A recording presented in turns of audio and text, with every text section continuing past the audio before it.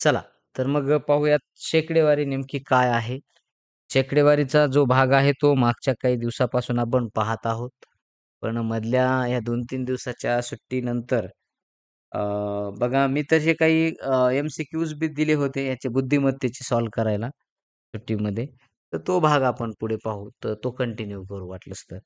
पण त्या अगोदर आता शेकडेवारीचा जो भाग आहे त्याची एकदा रिव्हिजन एक शॉर्टमध्ये घेऊयात. तर शेकडेवारी काय असते? तर शेकडा या शब्दाचा अर्थ आहे 100 म्हणजे थोडक्यात 100 भाग. म्हणजे 100चा तो कितवा भाग आहे?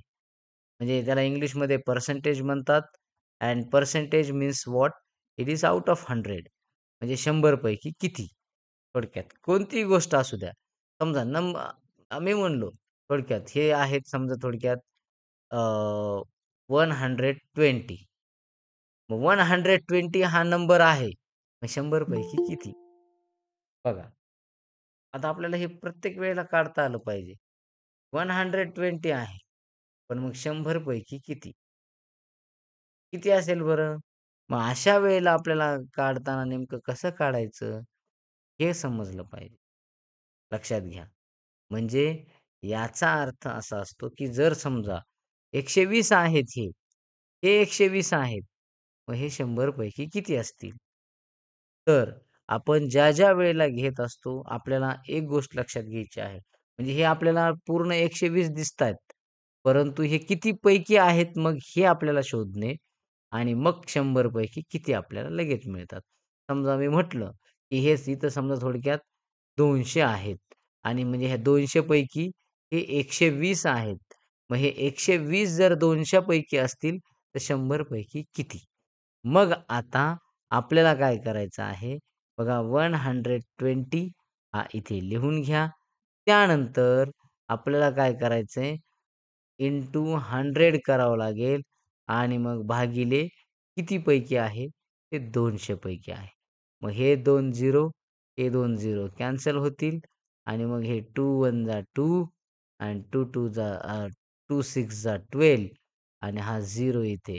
म्हणजे याचा अर्थ हे आपल्या लक्षात येईल, की जर 200 पैकी जर 120 आहेत, तर मग 100 पैकी 60 म्हणजे 60 असतात. आलं का लक्षात?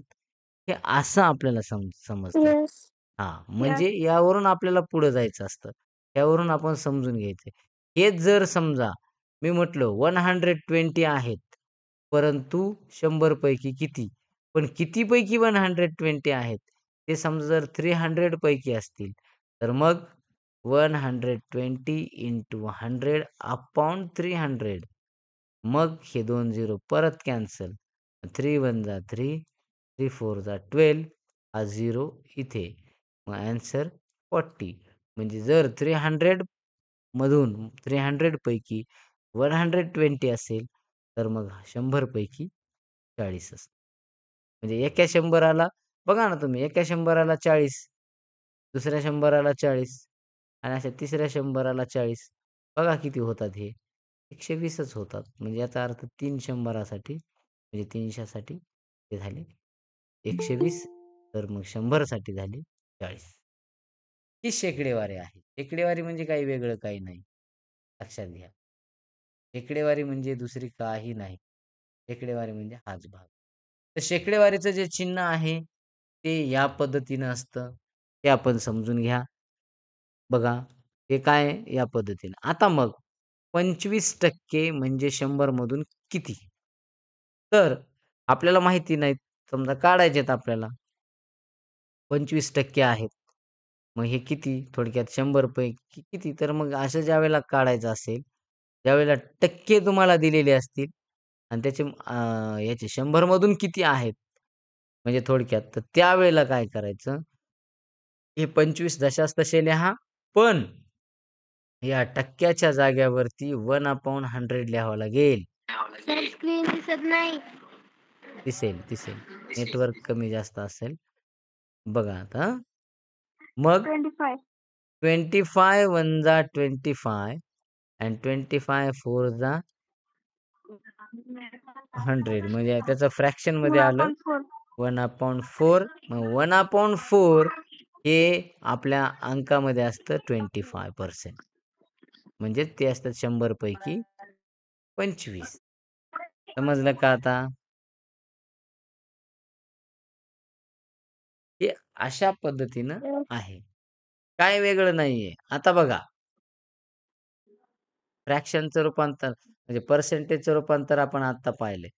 पर्सेंटेज रूपांतर हे जस्ट आपण आत्ता पाहिले समजून घ्या. 20% आहे. इथे त्याला मग 20 इंटू 20/100 केलेलं आहे. म्हणजे इथं 1/100 म्हणजे 20 इंटू 100 असतं ते 20/100. मग ह्या 20नं ह्याला काय केला 21 जा 20 आणि 25 जा किती आहे थोडक्यात तो 100 म्हणून मग ॲन्सर आलेला आहे 1/5. ओके. या पद्धतीने. अशा पद्धतीने आता पर्सेंटेजचं रूपांतर डेसिमलमध्ये केलेलं आहे. मग डेसिमल म्हणजे दशांश, पॉइंटमध्ये न्यायचं. बघा, आपल्याला माहिती आहे 25चं टक्केमध्ये आपण मग पाहिलेलं आहे. अपूर्णांकात गेलो आपण तर 1/4 आहे. अहो झालं मग उत्तर मिळालं. कसं मिळेल तुम्हाला? बघा किंवा बघा या 4नं काय करायचं आहे आपल्याला बघा तुम्ही कोणत्याही मेथडनं गेलात तरी ॲन्सर तुमचं 0.25 येणार. बघा मग ज्या वेळेला आपल्याला टक्क्याचं रूपांतर डेसिमलमध्ये करायचं आहे, त्यावेळेला काय करायचं? याला 100नं काय करायचं आहे? 25 इंटू 1/100 म्हणजे मग म्हणजे 25/100 झालं ना ते. आणि मग आपल्याला माहिती आहे कोणतेही 2 म्हणजे लक्षात घ्या कोणत्याही संख्येच्या भागाकारामध्ये किंवा छेदामध्ये जर 100 असतील तर पॉइंट 2 ने इकडे सरकत असतो म्हणजे 0.25 हे त्याचा ॲन्सर झालं. आता मग आपण काढलं 1/4 याला बी भाग देऊन बघा 1 नं. 4 1 जा 4 1 ला भाग जात नाही. मग 0 लिहा. मग 1 च्या बाजूला 10 करून टाका. 0 लावायचा. मग 4 2 जा 8 मग हे 8 झाले. पण मग उरले किती? 2 उरतात. मग ह्या 2 ला भाग जातो का 4 ने? नाही. मग पुन्हा याला 0 मग 4 5 जा 20 म्हणजे ॲन्सर तेच. कसंही जा ॲन्सर तुमचं तेच येणार. मॅथ्समध्ये तसंच होत असतं. स्टेप चेंज होत असतात, परंतु ॲन्सर मात्र तेच येतं. तर हे डेसिमलमध्ये रूपांतर करत असताना दिलेल्या टक्क्याला काय करा 100 ने भागा. समजा ह्या टक्के आहेत याचं डेसिमलमध्ये बनवायचे तर म्हणजे 5/100 झालं 2 पॉइंट इकडे सरकवा 0.05 झाले या पद्धतीने ते ॲन्सर असणार. लक्षात घ्यायचंय. फ्रॅक्शनचं पर्सेंटेजमध्ये करायचं असेल तर त्यावेळेला 100नं मल्टिप्लाय करायचं असतं. हे तुम्ही त्या दिवशी पाहिलेलं आहे. आता हे 1/2 आहे. याला काय करायचं 100नं मल्टिप्लाय करा. म्हणजे मग कसं होईल 2 1 जा 2 आणि 2 5 जा 10 आणि हा 0 वरती. म्हणजे हे झाले 50 झाले 50%. लक्षात घ्या. काही वेगळं केलेलं नाही. त्याला फक्त 100नं मल्टिप्लाय करा. आता इथंही तसंच होईल. 3/4 करा 100नं मल्टिप्लाय. 4 1 जा 4 4 25 4 जा 100 आणि मग 3 25 3 जा 75 ॲन्सर आलेला आहे. या पद्धतीने. काही नाही वेगळं. काहीच वेगळं नाही. फक्त 100नं मल्टिप्लाय करायचं.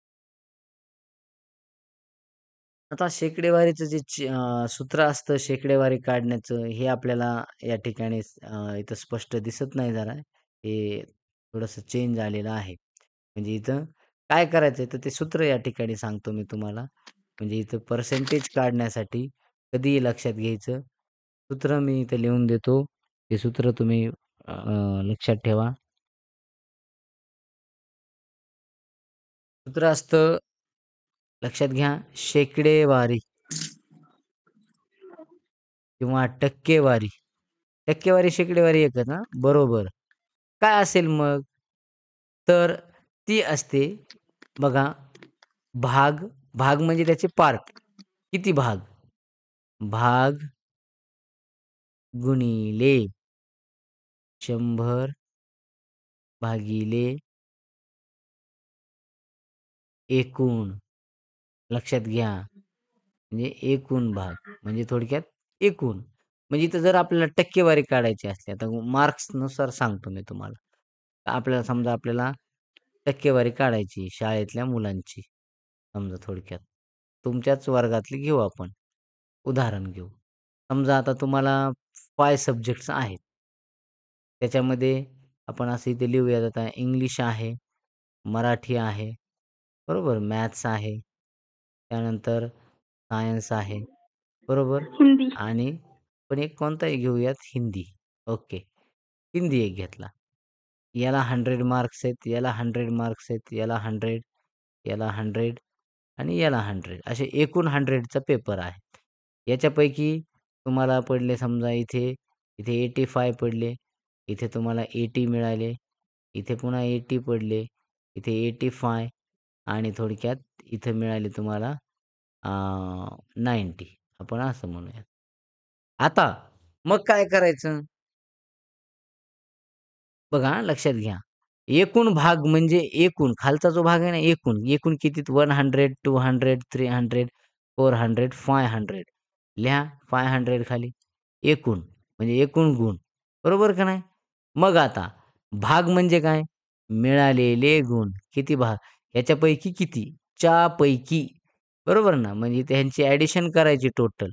मग आता ॲडिशन करताना कशी करायची? 85 प्लस 80 प्लस 85 पुन्हा प्लस 80 आहे एकदा आणि प्लस 90 आहे. मग 5 प्लस 5 इज इक्वल टू 10.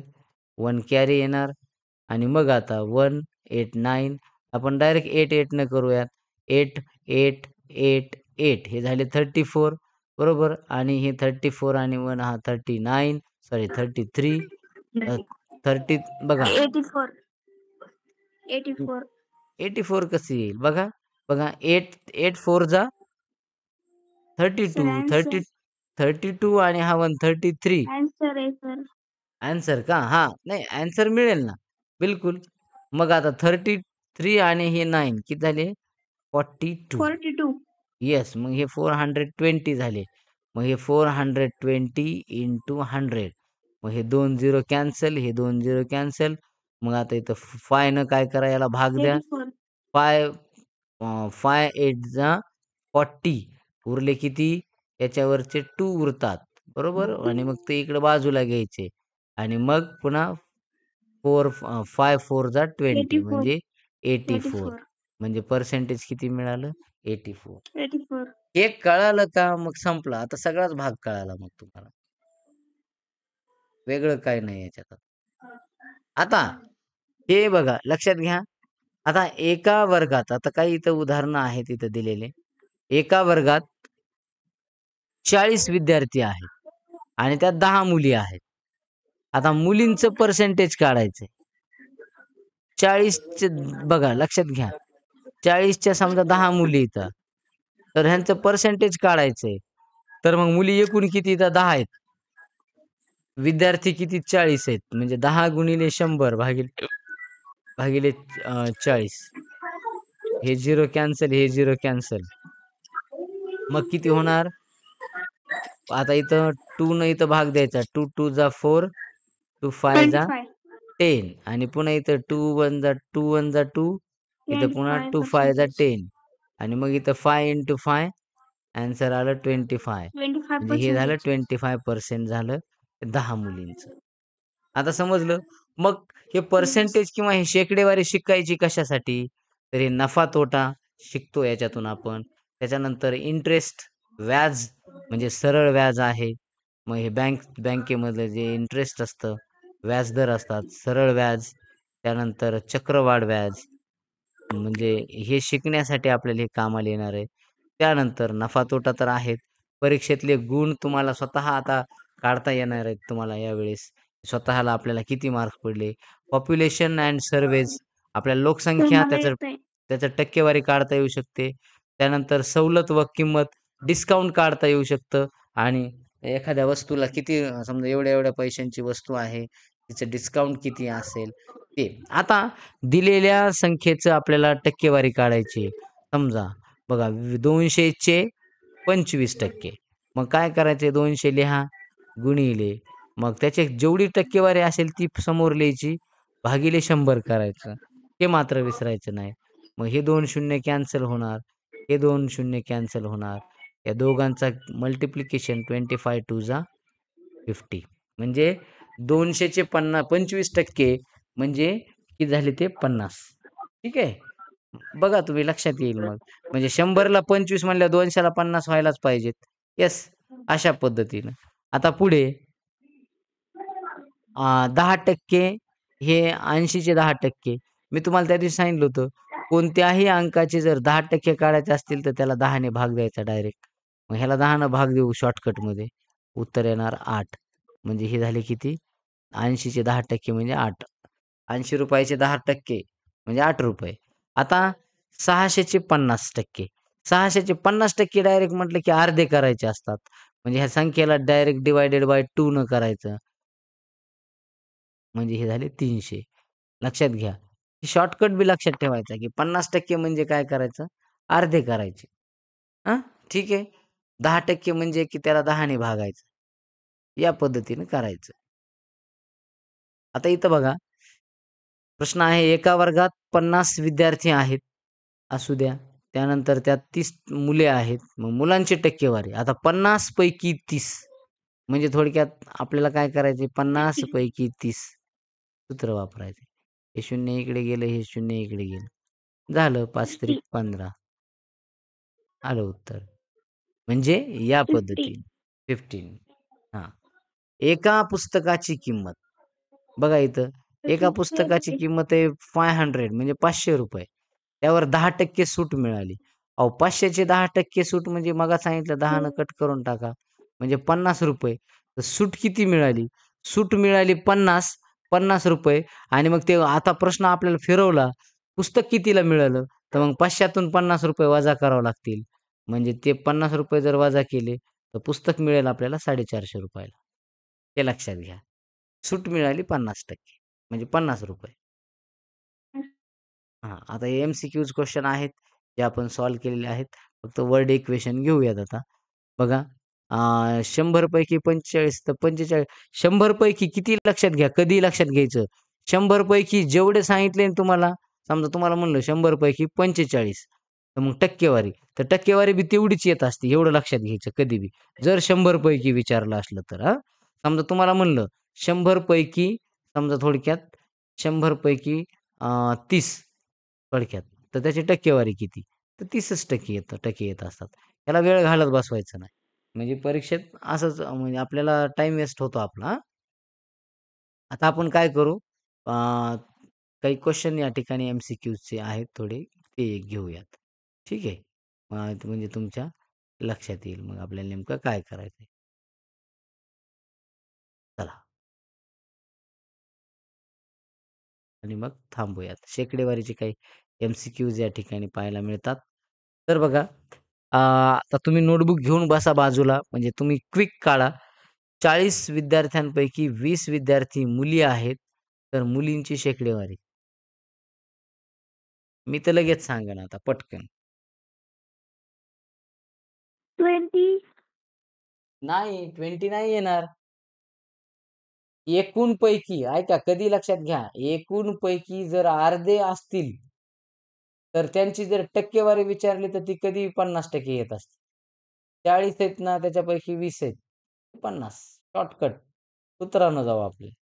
40 गुणिले 20 भागिले 100 हे 0 इकडे, हे 0 इकडे, हे 0 कटलं, हे 0 कटलं. मग काय होणार? अ, 40 पैकी 20. मग इथं किती 4 दुने 8. नाही, नाही. हे असं नाही म्हणा. टक्केवारी काढायची आपल्याला. 1 मिनिट. एकूण काढायचे 40. 40 इथं बघा 20 विद्यार्थी गुणिले 100 भागिले 40. आता येणार. हे 2 शून्य, हे 2 शून्य कट होणार. आणि मग आता 4 एक 4 आणि मग इथं 5 आणि मग या पद्धतीनं. म्हणजे याचा अर्थ हे किती टक्केवारी झाली? थोडक्यात 50% झाले. हे लक्षात घ्यायचं आहे. 40 पैकी 400 नाही 40 आहे 40. त्यामुळेच म्हणतोय मी 1 झिरो आपला इथं गेला. तर हे 50 नाही येणार. इथं 50 येणार. हे 0 इकडे कटलं 2. मी वाटलंच तर पुन्हा एकदा नीट बघा. अ, कशा पद्धतीने करायचं तर. 20 आहेत. 20 आलेत त्याच्यामध्ये लक्षात घ्या. मग त्यापैकी 40 एक शून्य इकडे कट होणार. 4 एक 4 ह्याला 2 भाग देऊ. म्हणजे किती 2 2 जा 4 आणि हे 2 5 जा 10 आणि मग आता इथं 2 1 जा 2 2 10 जा 20 आणि मग आता 10 × 5 इज इक्वल टू 50. अशा पद्धतीनं आलेलं आहे ते. तर ते काय झालं शॉर्टकटमध्ये काढल्यानंतर म्हणजे हे गोंधळ थोडासा झाला. तर हरकत नाही. हे समजून घ्या. आता समजलंय का? Yes. ओके. Yes. आता बघा एका परीक्षेत 100 पैकी 75 गुण मिळालेत. 100 पैकी हां. आता लक्षात घ्या. कधी लक्षात घ्या 100 पैकी मिळाले 75 तर आन्सर आपलं किती टक्केवारी किती येणार? 75च येणार. हे लक्षात घ्यायचं. शॉर्टमध्ये जायचं आता. हां. आता 75. आता 50 पैकी 25 गुण आहेत. बघा पुन्हा हाफ व्हायला लागलेत. 50 पैकी 25 गुण आहेत. मग टक्केवारी किती? पटकन. 50. येस 50% 50. होणार. गुड. 50. हां. आता इथं कधी-कधी 50. गोंधळ होतो. 50 पैकी 25 म्हणजे 25%च करतात लगेच. तसं नाही करायचं. आता बघा 250 म्हणजे ₹250 वस्तूवर 10% सूट मिळाली. तर सूट किती रुपयाची आहे? बघा आता मी तुम्हाला 10% म्हटलं की भाग कशाने द्यायचा? 10 शॉर्टकटमध्ये. म्हणजे सूट किती दिसायला लागली आपल्याला आता? ₹25 सूट आहे. 25. आणि मग त्या रुपयाची वस्तू किती रुपयाला मिळेल? तीच 250 मधून ₹25 वजा करायचे. 225 ला मिळते. जर पुढे विचारलं तर 4. 4. हां. त्यानंतर एका क्रिकेट सामन्यात खेळाडूने 20 पैकी 120 धावा केल्या. सॉरी 200 पैकी 20 पैकी आलं. 200 पैकी 120 धावा केल्या. आता 200 पैकी त्यांनी काय केल्या? 120 धावा केल्या. 60. म्हणजे त्यांच्या टीमच्या झाले 200 आणि त्याचे झाले 60. तर मग किती टक्के त्यांनी 60. घेतल्या? हां? 60. येस. 60. तर काय करायचं बघा 120 गुणिले 100 भागिले 200 मग हे 0 जाणार आता आणि मग आता इथं answer is 60. Okay. Option number C. एका वर्गात 80 विद्यार्थी आहेत. त्यापैकी 60 विद्यार्थी परीक्षा उत्तीर्ण झाले. 80 पैकी 60 पटकन सांगा आता. 75. गुड. 75% लगेच मिळतंय ते. बघा. त्यानंतर पुढे सोडून दाखवू 80 पैकी 60 गरज नाही ना का घ्यायचं? Yeah. बर. आता 80 विद्यार्थी आहेत त्यापैकी 60. 60 गुणिले 100 भागिले 80. 2 1 जा 2 2 4 जा 8 आणि मग इकडे परत 2 5 जा 10 आणि आता परत इकडे 4 1 जा 4 किंवा इथे डायरेक्ट 2 न बी याला भाग देऊ आपण डायरेक्ट. हां जातो 4 ने जाईल 16 ला. 4 1 जा 4 उरले 2 आणि मग पुन्हा 4 5 जा 20 म्हणजे 50 आणि मग यांचं मल्टिप्लिकेशन 15 5 जा 75. हे आन्सर आहे. या पद्धतीने. ठीक आहे. पुढे आता एका मुलीने 80. 400 पैकी 320 गुण मिळवले. हां 80%. 80. बरोबर. तर 80% व्हेरी गुड. आता मग खालचं घ्या. ₹500 वस्तूवर 20% सूट आहे. बघा ₹500 वस्तू आहे. 20% तर सुटीनंतर आता सूट नाही विचारली. किंमत विचारली आता. बघा आपल्याला कळालं पाहिजे की म्हणजे इथं जर सूट मग 500चे 20% काढायचे आणि ते वजा करायचे 500चे 20%. मग हे 2 शून्य कॅन्सल करून टाकू आणि मग हे किती झाले 500चे 20% म्हणजे थोडक्यात आपल्याला आता 5 2 जा 10 आणि हे वरती 100 म्हणजे ₹100 त्याची सूट येईल पण आपल्याला किंमत विचारलंय मग किती होईल 500 मधून 40. 100 मायनस 400. करायचे म्हणजे 400. 400. Option number C. ठीक आहे, या पद्धतीनं. Yes. त्यानंतर एका गावची लोकसंख्या, बघा एका गावाची लोकसंख्या 2000 आहे. ठीक आहे, असू द्या. त्यापैकी 800 महिला आहेत. मग महिलांची शेकडेवारी विचारली आता तुम्हाला. 2000 महिला आहेत, त्यापैकी 800, समजा थोडक्यात एकूण लोकसंख्या 2000 आहे. मग 800 गुणिले 100 40. 40. भागिले 2000. 40.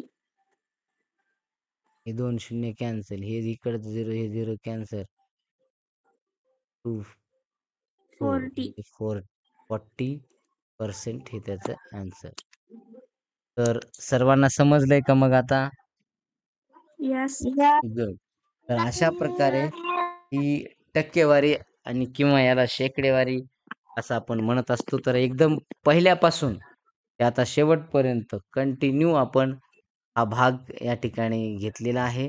एकदा शेकडेवारी आली, उद्या मग आपण पुढचा भाग शिकूयात. ठीक आहे. चला मग थांबूयात या ठिकाणी.